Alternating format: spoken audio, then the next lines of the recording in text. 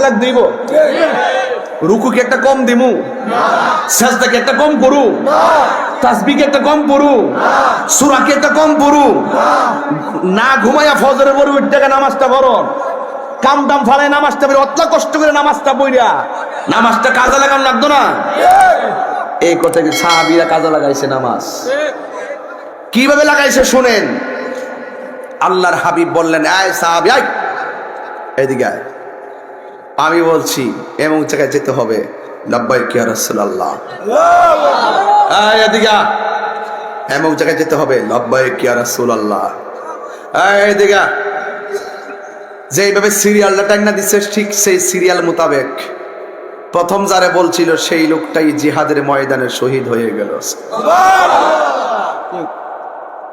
এরপরে দ্বিতীয় সাহাবী যাকে দ্বিতীয়বার বলছিল সেই সাহাবী আবার তলোয়ারটা হাতে নিয়েছেন, তিনি আবার দ্বিতীয় সিরিয়ালে শহীদ হয়ে গেল। তৃতীয় সিরিয়ালের সাহাবীটার নাম জাফর, না বললে তো বুঝবেন না। আব্দুল্লাহ ইবনে রাওয়াহা, এগুলো বাদ দিলাম, সময় কম। এগুলো টাইনা টাইনা কইলে আমার সময় যাবে বেশি, এগুলো আগে করছি টাইনা টাইনা। বন্ধুরা আমার টান দিয়া ভাঙ্গা পড়ছি, 30 সেকেন্ড গেছে গা।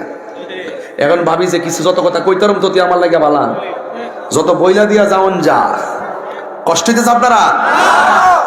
এই মুহূর্তে যদি তালিকা করা হয় করিমগঞ্জে কেডা কেডা ফিলিস্তিন যাইবেন, রাজি আছেননি? উমা মাঝখান দিয়ে গেল। আসিনা আসিনা আসিন, 2 হাত সোজা করেন, 2 হাত সোজা করেন। আমার ফোলা ভান্ডি করে, আমার ফোলা ভান্ডি আসিনি। Action action action action. ইসরায়েলের বিরুদ্ধে, ইসরায়েলের বিরুদ্ধে, কাদিয়ানির বিরুদ্ধে, শিয়াদের বিরুদ্ধে অ্যাকশন অ্যাকশন। ফুলামান্ডি আসি না আমার? তোরা থাকলে চলবো। কোন এক সময় ডাক দিব, ঢাকার সোহরাওয়ার্দী উদ্যানের সবাই যার যার জায়গা থেকে যাইবেন ইনশাল্লাহ। রাজি আছেন ইনশাল্লাহ? সেই দিন হবে সুন্নিয়তের গণজোয়ার। এই জোয়ারকে সেই দিন থেকে আর কিয়ামত পর্যন্ত কেউ দাঁড়িয়ে রাখতে পারবে না। কারণ আমরা সুন্নি জামাত রিয়েল ইসলামকে লালন করি। আমরা ইসলামের নামে জ্বালাও পোড়াও করি না, আমরা ইসলামের নামে দাঙ্গাবাজি করি না, আমরা শান্তিতে বিশ্বাসী। কথা বলেন ঠিক কিনা? আমার যুবক ভাইয়ারা, আমার মুরব্বী বাবারা, আল্লাহর হাবিব সাহাবী 3 জন 4 জনকে পাঠাইলেন কাফেলা নিয়ে জিহাদের ময়দানে। আল্লাহর হাবিব বলেছেন, আল জিহাদু মাজিন ইলা ইয়াউমিল কিয়ামাহ, জিহাদ কিয়ামত পর্যন্ত অব্যাহত থাকবে। জাফর রাদিয়াল্লাহু তাআলা আনহু তার হাতের মধ্যে তলোয়ারটা নিয়েছে। আপনারা জবান খুলে বলেন, সাহাবায়ে কেরামের গায়ের ভিতরে গায়ের জোর না বেলায়েতের জোর? এই বেলায়েতের জোর নিয়ে সাহাবী যুদ্ধের ময়দানে চলে গেছে, কিন্তু তার সঙ্গে কোনোভাবেই অন্যান্য কাফেররা পেরে উঠতে পারতেছে না। এবার তারা চতুর্মুখী আক্রমণ শুরু করলো। বন্ধুরে আমার, ও করিমগঞ্জের বাবারা, ও আশুটিয়া পাড়ার বন্ধুরা, ওই সাহাবী এমন সুন্দর করে যুদ্ধ করতেছে। ডানে কেউ আসলে তাকে কতল করে ফেলে, বামে কেউ আসলে কতল করে ফেলে, সামনে কেউ আসলে কতল করে ফেলে, পিছন দিক দিয়ে আসলে ঘোরায়া কতল করে ফেলে। কাফেররা সিদ্ধান্ত নিল, 2টা সেনাপতির শেষ করছি, তারা শেষ করতে পারলে আমরা বিজয় পেয়ে যাব। এবার 4 দিক দিয়ে চতুর্মুখী একটা আন্দোলন শুরু করলো। একটা মানুষ ডানে তাকাইব না বামে তাকাইব। এবার চতুর্দিক দিয়ে আক্রমণ যখন শুরু করেছে, ওই সাহাবীটা আমার নবীরে কেমন ভালোবাসতো, নবীর জবানের কথার কত মূল্যায়ন করত, জীবনটার তুচ্ছ মনে করেছে, শাহাদতের পানিটারই শ্রেষ্ঠ মনে করেছে। এই সাহাবী হাতের মধ্যে তলোয়ার নিয়া কোনোভাবেই বাদ দিছে না, এমন ভাবে বের দিছে। একটা বিয়াদব সাহাবী জাফরের ডান হাতের মধ্যে একটা কোপ মারছে। কোপটা মারার পরে অর্ধেকটা হাত কাটটা ঝুলে গেছে। আর তলোয়ারটা ডান হাত দিয়ে আলগাইতে পারে না।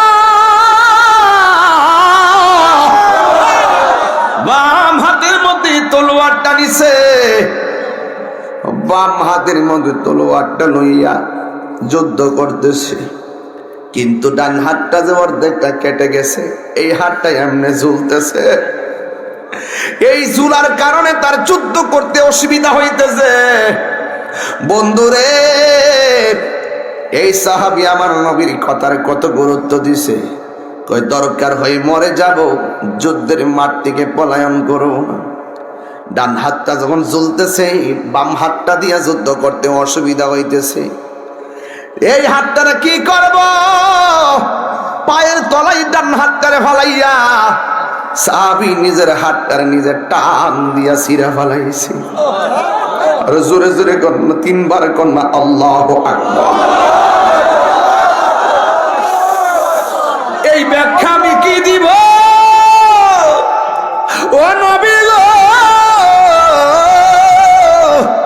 কেমন ভালোবাসতো সাহাবীরা দিনকে। আজকে আমরা দিন ভালোবাসতে জানি না, কোরআন পড়তে জানি না, আল্লাহর জিকিরটাও স্বাধীনভাবে মুক্ত মনে অন্তর দিকে করতে জানে। শুধু দুনিয়া দুনিয়া দুনিয়া দুনিয়া, এ দুনিয়া ছেড়ে একটা কোসল গাই বাজান, আমার কোলটা থেকে গাইতাছি বাজান। এ দুনিয়া ছেড়ে চলে যাবে একদিন, সবাই এ দুনিয়া একদিন মায়ারি বাঁধন ভেঙে যাবে একদিন, মায়ারি বাঁধন ভেঙে যাবে একদিন। আসিব না আমি আর আসিব না এ ভুবনে কোনো দিন, এ দুনিয়া। এই তো বাড়ি গাড়ি ক্ষমতা সবই চলে যাব আমি, পরে রবে সবই। এই তো বাড়ি গাড়ি ক্ষমতা সবই চলে যাব আমি, পরে রবে সবই। দুনিয়ার মায়া সব দুনিয়ার পরে রবে একদিন, এ দুনিয়া ছেড়ে চলে যাব একদিন, এ দুনিয়া ছেড়ে। মাশাআল্লাহ, খুব ভালো লাগতেছে আজকে করিমগঞ্জের মাহফিল। এ দুনিয়া ছেড়ে চলে যাব একদিন, মায়ারি বাঁধন ভেঙে যাব একদিন। আসিব না আমি আর আসিব না আমি এ ভুবনে কোনো দিন, আসিব না আমি আর এ ভুবনে। আহা, এ দুনিয়া ছেড়ে চলে যাব একদিন, মায়ারি বাঁধন ভেঙে যাব একদিন। জোরে জোরে কি আল্লাহু আকবার বলা যাবে না?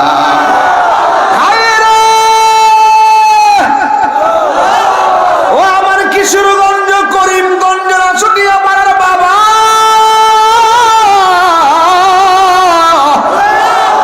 নিজের হাতটা নিজের টান্দা ছিঁড়া ফেলাইছে। আল্লাহ রহমতের দরিয়ায় চশমাইয়া উঠছে। আল্লাহু আকবার। হে বন্ধুরি, এবার সাহাবীর বাম হাতের মধ্যে তলোয়ারটা লইয়া এমন ভাবে যুদ্ধ শুরু করলেন। এবার কাফেররা বলে একটা হাত যেমনে কাটছে এটারও এমনি কাটার দরকার। ওই পলিসিতে তারা ডানে বামে সামনে পিছনে পিছন দিক দিয়ে একটা বিয়াদব খেল দিয়া সামনের বরাবর দিকে এমন জোরে বাম হাতে একটা কূপ মারছে, বাম হাতটার অর্ধেক কাটে নাই, ডাইরেক্ট কাটটা তলোয়ারটা জমিনে পড়ে গেছে। এই সাহাবীটা কেমন পাগল, এই পাগলটা কেমন পাগল। এবার যখন তলোয়ারটা পড়ে গেল, এবার তিনি ঠাম্মাইরা তলোয়ারের গোড়ায় যাইয়া দাঁত দিয়া কামড় দিয়া তলোয়ারের ডান্ডাটা কামড় দিয়া আবার সোজা দাঁড়ায়া আয়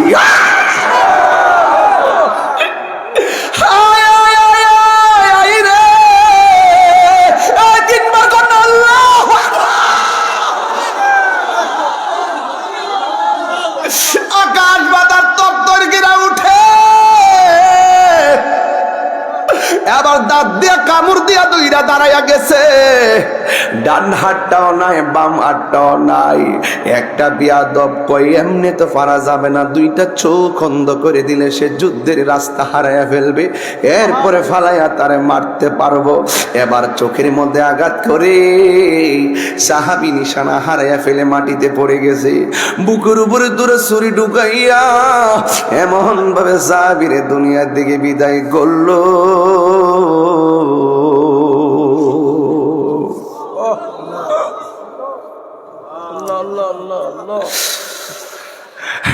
আরে এমন ভাবে দুনিয়ার দিকে বিদায় করে দিল।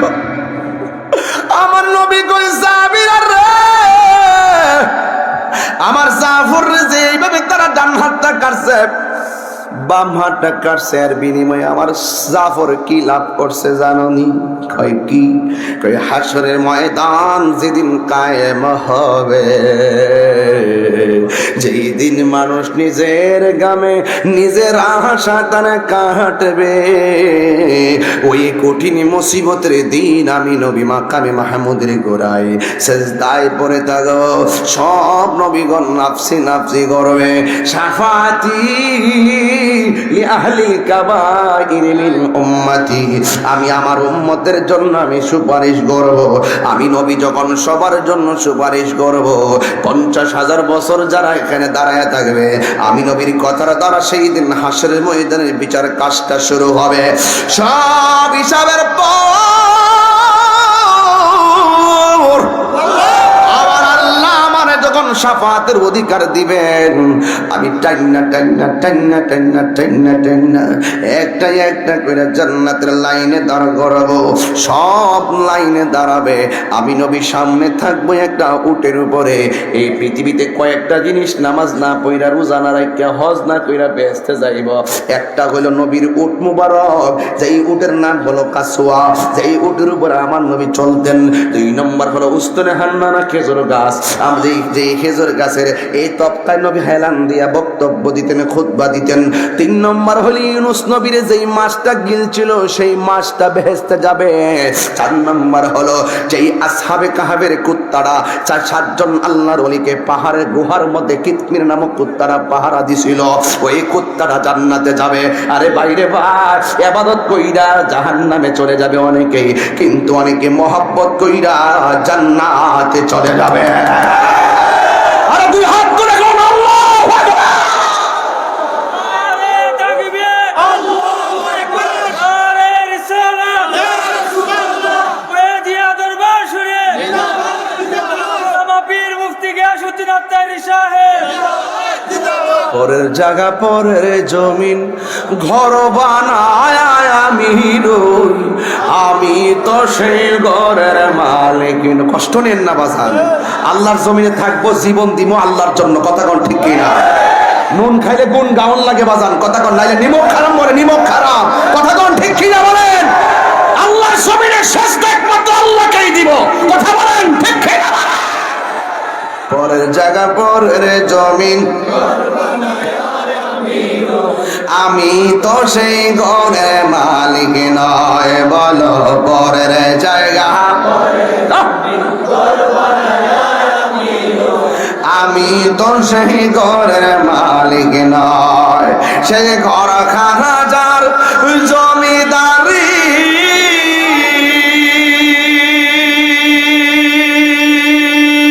আমি পাই না তার গুজারি। সেই ঘর খানা যার আমি পাই না তার হুকুম জারি, আমি পাই না জমিদার দেখা, আমি পাই না জমিদার দেখা, মনের দুঃখ কারে নয় বলো পরের জায়গা আমি তো সেই ঘরের মালিক নয় জমিদারের ইচ্ছা মতো দেই না জমি চাষ তাই তো ফসল ফল নার দুঃখ 12 মাস জমিদারের ইচ্ছা মতো দেই না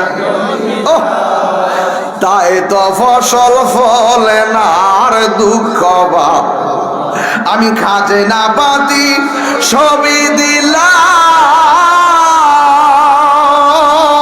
তবু জমিহীন আমার হয়ে নিলাম আমি খাজনা পাতি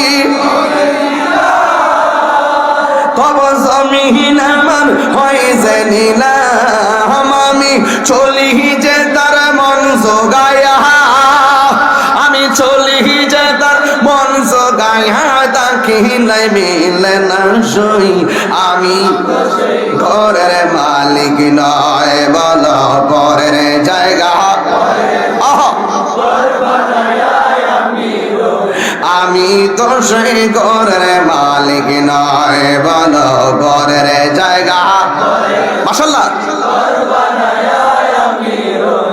আমি তো সেই ঘরের মালিক নয় একটা জবানও বন্ধ রাখবেন না মহব্বতে মায়ার সুরে বলো সুবহানাল্লাহ আল্লাহর হাবিব বলেন আমি উম্মতদেরকে সুপারিশ কইরা সবার লাইন দিয়ে দাঁড় করাবো আমি নবী সামনে থাকবো আমার পিছনে আমার উম্মতেরা থাকবে এর পিছনে 1,24,000 পয়গম্বর নবীগণ থাকবেন তার পিছনে অন্যান্য নবীগণ উম্মতগুলা থাকবেন দেখছেন নি আমার নবী শ্রেষ্ঠ আমরাও শ্রেষ্ঠ কথা কোন ঠিক না বেটি এবার আমার নবী বলে ওই কঠিন মুসিবতের সময় আমি যাবো উঠ দিয়া আমার উম্মতে পিছন দিক দিয়া ছুটবো পিছনে একটার পিছে আরেকটা বন্ধুরে একটা মাত্র মানুষ সবার মাথার উপরে পাখির মতন উড়াইলা উড়াইলা জান্নাতে যাবে জ্বালা জোড়ায় না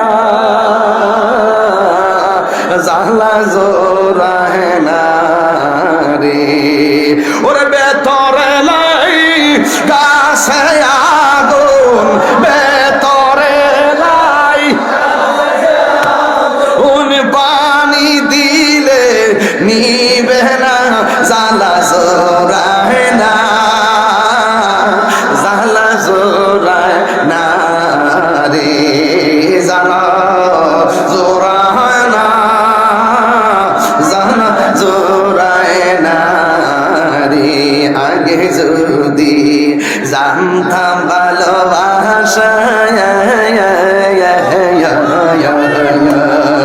ঠিক কিনা রে বাবা আরে বেটা আমি চ্যালেঞ্জ করে বলতে পারি আমরা যদি রাসূলকে পাইতাম কাফেররা আমার নবীরে তীর মারতো আল্লাহর কসম এই করিমগঞ্জের আশেখরা আশুলিয়া পাড়ার আশেখরা কিশোরগঞ্জের আশেখরা ওই তলোয়ারের সামনে আমাদের বুকটা পাইতা দিয়া আমাদের জীবন দিয়ে দিতাম মুস্তাফার বদলে একটা পাথরের আঘাত লাগতে দিতাম না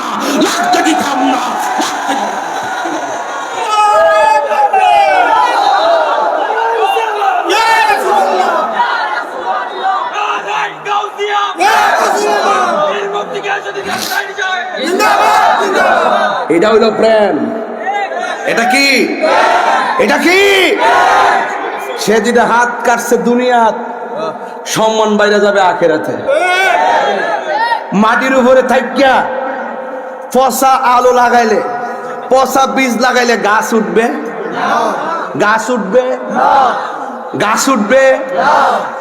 মাটির উপরে থাইকা নবীর বিরুদ্ধে কথা কইয়া মাটির উপরে থাইকা আল্লাহর বিরুদ্ধে কথা বইলা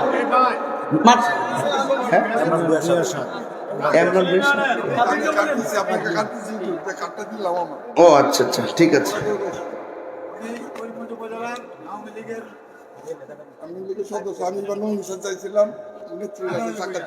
আচ্ছা যাক আলহামদুলিল্লাহ আমাকে একটু গিফট করছেন এবার তিনি নমিনেশন চাইছিলেন আওয়ামী লীগের সদস্য না যাক দোয়া আছে আমার আমি একটু গিফট করছে আমি এটা সম্মানের সাথে শ্রদ্ধার সাথে গ্রহণ করলাম আমিন কল বাজান আমার প্রতি কি রাগ করতেছেন আপনারা? আমি কিন্তু আমার মন মতো কথা বলতেছি, আমি কাহারও কথাই না, আমার মন আমার ব্রেন যে দিকে যাইবো আমি সেই দিক দিয়ে আসি। এক বছর দুনিয়াতে দুই হাত কাটটা আখিরাতে বলে ফাঁকির ডানা লাগাই দে, সবাই যা আইটা তাই না যা উড়াই না। দাম কি বাড়ছে না কমছে? আরে বাড়ছে না কমছে? মাটির উপরে থাইকা হাত কাটটা যদি কবরে হাসরের মিজানে ফুল ছিলাতে এত বড় সম্মানই হতে পারে, তাইলে তো আমি বলতেই পারি মাটির উপরে থাইকা নবীর বিরুদ্ধে কথা কইয়া, নবীর মাটির উপরে থাইকা আল্লাহর বিরুদ্ধে কথা বইলা, মাটির উপরে থাইকা সুদ খাইয়া, মাটির উপরে থাইকা ঘুষ খাইয়া, মাটির উপরে থাইকা গীবত কইলা, মাটির উপরে থাইকা মার বুকে লাথি মাইরা, মাটির উপরে থাইকা ইসলামের বিরুদ্ধে কথা বইলা, মাটির নিচে যাইয়া ইন্নাকা লা তাজনি মিনা শাওকিল ইনাব, আঙ্গুরের গাছ থেকে যেমন করে কাঁঠালের আশা করা যায় না, মাটির উপরে 2 নম্বরই কইরা মাটির নিচে 1 নম্বর জান্নাতের বিছনা পাওয়া যাবে না।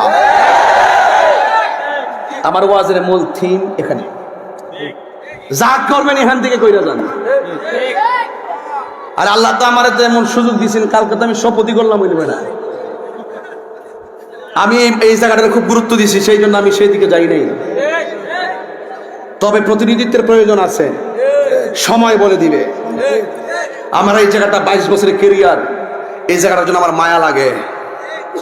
সেই মায়া আমি বলেছি যে কেউ দেশ পাহারা দিবে, কেউ ধর্ম পাহারা দিবে, আমাদেরকে আমাদের মতো ছেড়ে দেন। মারহাবা জোরে কন। যাই হোক সেদিকে না, এটার আরেক জিনিস, ওগুলা বলতে চাই না। এই পৃথিবীর সব তুচ্ছ, মুস্তাফার প্রেম আমাদের কাছে সবার শ্রেষ্ঠ। এটা প্রমাণ করতে হবে কাজে এবং কর্মে। কথা বলেন ঠিক কিনা? কারা কারা বেজার হয়েছেন হাত তোলেন। ওরে একটা তুলছেন, বুঝছে না? আর কোন সময় বুঝবো? বয়স দি 22। কথা কোন ঠিক না বেটি? কেটে কেটে আজকে নগদ টেহা দিচ্ছেন, হাত তোলেন। হাত না আমার চোখ লাগবো। সবাই দিচ্ছেন। কত হয়েছে গণ্যা কইতেন না? যা কোনো লাগতে বাদ দেন। আপনার কি কষ্ট হইতেছে বাজার? দুঃখ হইতেছে? তো ওই সাহাবীদের দুনিয়ার জমিনে থাইকা যে হাত কাটছে, মরার পরে হাসরের মাটিকে সম্মান কমছে না বাড়ছে? আল্লাহর হাবিব ডাক দিয়া বলেন, সাহাবীরা রে, আমার সাহাবী জাফর দুনিয়ার জমিনে 2টা হাত কেটেছিল। হাসরের ময়দান যেদিন কায়েম হবে, আমার আল্লাহ তার 2 হাতের জায়গার ভিতরে পাখির গাছের ডালের পাখির ডানা লাগাবে না, জান্নাতের নূরের 2টা ডানা লাগায়া দিবে। এই জন্য জাফরের একটা উপাধি আছে, যে উপাধির নাম হলো তৈয়ার। জোরে কন্যা সুবহানাল্লাহ। সবাই যাবে ঝাঁকে ঝাঁকে, আর আমার সাহাবী উপর দিয়া বর কইরা কইরা উড়াইলা উড়াইলা জান্নাতে যাবে। জোরে কি সুবহানাল্লাহ বলা যাবে না? হেলিকপ্টার উঠলে একটা ভাব লাগেনি? ভাব লাগেনি? এই হলো সাহাবী যখন শহীদ হয়ে গেল। আর একটা সাহাবী তলোয়ারটা হাতের মধ্যে নিয়ে নিছে। যে এই সাহাবীর একটা উপাধি আছে, সাইফুন মিন সুয়ুফিল্লাহ, যাকে আল্লাহর তরবারি সমূহের মধ্যে একটা তরবারি বলা হয়। জোরে জোরে কি আল্লাহু আকবার বলা যাবে না? হেরার গুহায় তোমারি ধ্যান। কেশিয়ার আসেনি? কেশিয়ার।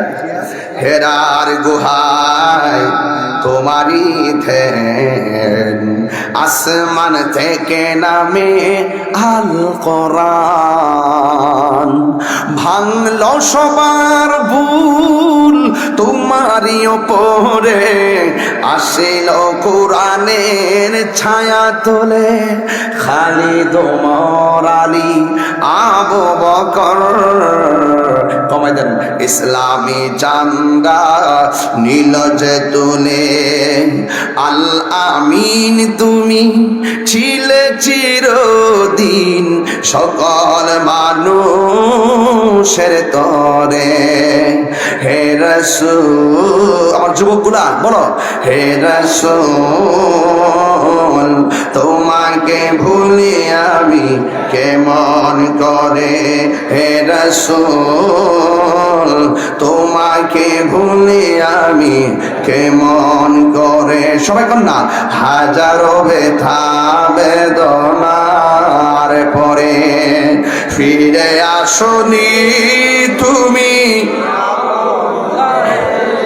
দিনের আলো তুমি ছড়িয়ে দিতে, চলে গেছো মদিনায় মক্কা ছেড়ে হে রাসূল তোমাকে ভুলি আমি কেমন করে হে রাসূল তোমাকে ভুলি আমি কেমন করে।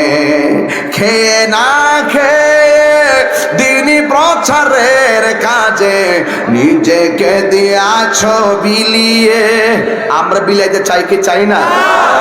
খেয়ে না খেয়ে দিনী প্রচারের কাজে নিজেকে দিয়াছ বিলিয়ে, তাই ফেরে কাফেরেরা চিহ্ন নাই আলো দুষ্ট ছেলেদের পিছু দিল লেলিয়ে, পাথরের আঘাতে ক্ষত বিক্ষত হয়ে সারা শরীর থেকে রক্ত ঝরে। একটা গজলের বই আছে, আমার অনেক লেখা আছে, আপনারা নিয়ে যাবেন ইনশাল্লাহ, 50 টাকা করে কাজে লাগবে ইনশাল্লাহ। হে রাসূল তোমাকে ভুলি আমি কেমন করে। ইয়া রাসূলুল্লাহ কোন না কেন? ও বন্ধুরে, খালিদ বিন ওয়ালিদ তলোয়ারটা হাতের মধ্যে নিয়া এমন ভাবে যুদ্ধ শুরু করেছে, চোখের ভিতরে হলো অন্যান্য ভাইয়ের শাহাদাতের রক্ত ভাসতেছে। রক্ত যখন গায়ে থেকে ঝরে ইতিহাস পাল্টায়, কথা গণ ঠিক কিনা? এরপরে খালিদ ইবনে ওয়ালিদ যখন হাতের মধ্যে তলোয়ারটা নিয়েছে, যার উপাধি হলো সাইফুন মিন সুয়ুফিল্লাহ, যাকে আল্লাহর তরবারি সমূহের মধ্যে একটা তরবারি বলা হয়, তিনি আবার তলোয়ার নিয়ে ঘুরে দাঁড়ায় গেছে। এমন ভাবে যুদ্ধ শুরু করলো, খালিদ বিন ওয়ালিদের সঙ্গে কোনোভাবে পারে না। গায়ের মধ্যে কি গায়ের জোর না বেলায়েতের জোর? যুদ্ধ করতে করতে করতে করতে 95 বার যুদ্ধের ফলাফল মুসলমানদের পকেটে চলে এসেছে। আর মাত্র বাকি আছে কয় পার্সেন্ট? 5%-এর মুহূর্তে ওই খালিদ বিন ওয়ালিদের মাথা থেকে পাগড়িটা পড়ে গেছে। মাথার মধ্যে একটা হেলমেট ছিল, এই হেলমেটটা ঠাস করে পড়ে গেছে। এরপরে খালিদ বিন ওয়ালিদ কি করছে শুনেন, ওই যুদ্ধ ফলাইয়া দিয়ে হেলমেটটার খুঁজতে যাইয়া তিনি তালাশ করতেছেন। এবার অন্যান্য সাহাবীরা জিজ্ঞাসা করে, খালিদ বিন ওয়ালিদ আপনার মাথা থেকে হেলমেট পড়ছে, আমাদের মাথার হেলমেটটা আপনার মাথায় লাগাইয়া যুদ্ধ করেন। আপনি যেইভাবে পিছন দিক দিয়ে হেলমেট খুঁজতেছেন, ওই দিক দিয়ে কাফেররা তো আমাদের সীমান্তে প্রবেশ করে যাচ্ছে, আমরা তো নিশ্চিত 95 বিজয়ের রেজাল্টটা তাদের হাতে চলে যাবে। খালিদ বিন ওয়ালিদ ডাক দিয়ে কয়, না না, আমার হাতের মধ্যে শক্তি পাই না, আমার হেলমেটটা লাগবে। ওই আমাদের হেলমেটটা নেন না। কয় না, তোমাদেরটা হবে না, আমাদেরটাই লাগবে। ঘোড়ার পায়ের নিচে ধুলাই দূষিত হয়ে গেছে, হেলমেট খুঁজে পাই না, ঘুরতেছে পাগলের মতো। হঠাৎ করে দেখতেছে হেলমেটটা পরে আছে। এরপরে এই হেলমেটটা খালিদ ইবনে ওয়ালিদের মাথার মধ্যে লাগাইছে, লাগাইয়া আবার বীরের মতো তিনি তলোয়ার নিয়ে দাঁড়াইছে। এমন ভাবে যুদ্ধ শুরু করেছে। যুদ্ধ করতে করতে করতে করতে আমার আল্লাহ রাব্বুল আলামিন খালিদ ইবনে ওয়ালিদের নেতৃত্বে ওই মুতার যুদ্ধের বিজয়ের ফলাফল আমার আল্লাহ দান করে দিয়েছে। মুসলমানরা জিতে গেছে, আমার নবী কি খুশি না বেজার? বন্ধু, এখন সাহাবায়ে কেরাম যুদ্ধের পরে পরস্পর বলা বলি করে আমরা অনেক খুশি হয়েছি। আল্লাহ আমাদেরকে বিজয় দান করেছেন, শুকরিয়া তার নামাজ পড়তেছে। আবার কিছু সাহাবী খালিদ ইবনে ওয়ালিদকে প্রশ্ন করে, ও খালিদ ইবনে ওয়ালিদ, আপনি যুদ্ধের ময়দানে এত বীরত্বের সঙ্গে যুদ্ধ করেছেন, কিন্তু হঠাৎ করে কেন আপনি পিছনে চলে গিয়েছিলেন? কই আমার হেলমেটের জন্য চলে গিয়েছিলাম। কই আমাদের মাথায় কি হেলমেট ছিল না? কই ছিল। কই এইগুলা পরলেন না কেন? খালিদ ইবনে ওয়ালিদ বলে, বলেন আমার গায়ের মধ্যে কোনো জোর নাই, আমার সব শক্তি হলো হেলমেটের ভিতরে। এবার সাহাবীরা ডাক দিয়া বলে, ও খালিদ ইবনে ওয়ালিদ, ওই গায়ের শক্তির সঙ্গে হেলমেটের সম্পর্ক কি? ডাক দিয়া বলে, এ নবীর সাহাবীরা, আমার হেলমেটটা লাগাইলে আমি গায়ে শক্তি পাই, এর একটা মাত্র কারণ এই হেলমেটের ভিতরে ছিল আমার হাবিবুল্লাহ নবীজির পবিত্র চুল মোবারক। আর জবান খুলে কন্যা আল্লাহু আকবার। আমি নিজে আমার নবীর চুল মোবারক দেখেছি, মারহাবা কন্যা কেন? আমার নিজের চোখে আমি নবীর দাড়ি মুবারক দেখেছি, চুল মুবারক দেখেছি। কারণ আমার নবীর চুল মুবারক হলো কুকুরানো। ওই মিলাদুন নবীর চাঁদে নবীর চুল মুবারক গ্লাসিং করে রাখা হয়ে থাকতো। আর আমরা সবাই লাইন ধরে ধরে দেখতাম। আল্লাহর কসম করে বলি, যখন ওই নবীর চুল মুবারকটা আমরা দেখতাম, সবাই ওযু কইরা লাইন ধরে দরুদ পড়তে পড়তে চোখের পানি ফালায়া যাইতাম। না জানে নবীর চুল মুবারকটা কেমন রে, না জানে নবীর চুল মুবারকটা কেমন। আল্লাহর কসম করে বলি, আমরা দুরূদ পড়তে পড়তে চুল মুবারক দেখতে যাইতাম। 2012 সালের ঘটনা, 13 সালের ঘটনা যখন দেখতে গিয়েছি, আল্লাহর কসম করে বলি, আমরা দুরূদ পড়ে যাই, নবীর চুল মুবারকটা বলে এইভাবে বাঁকা কোকড়ানো। যখন আমরা দুরূদ পড়ি, আমার নবীর চুল মুবারক গুলো এইভাবে দাঁড়িয়ে যায়। ভালোবাসার জায়গা মদিনা, ভালো লাগার জায়গা মদিনা, বলো ভালোবাসার জয় ভালো লাগার জায়গা মদিনা, বলো ভালোবাসার জায়গা মদিনা, ভালো লাগার জায়গা মদিনা। এত সুন্দর জায়গা কোথাও দেখি না, এত সুন্দর জায়গা দেখি না। সাজিয়েছেন দয়াল রব্বানা, সাজিয়েছেন দয়াল। আহা, ভালোবাসার জায়গা মদিনা, বলো ভালোবাসার জায়গা মদিনা, ভালো লাগার জায়গা মদিনা। যতই দরুদ পড়ি তৃপ্তি মিটে না, যতই দরুদ পড়ি তৃপ্তি মিটে না।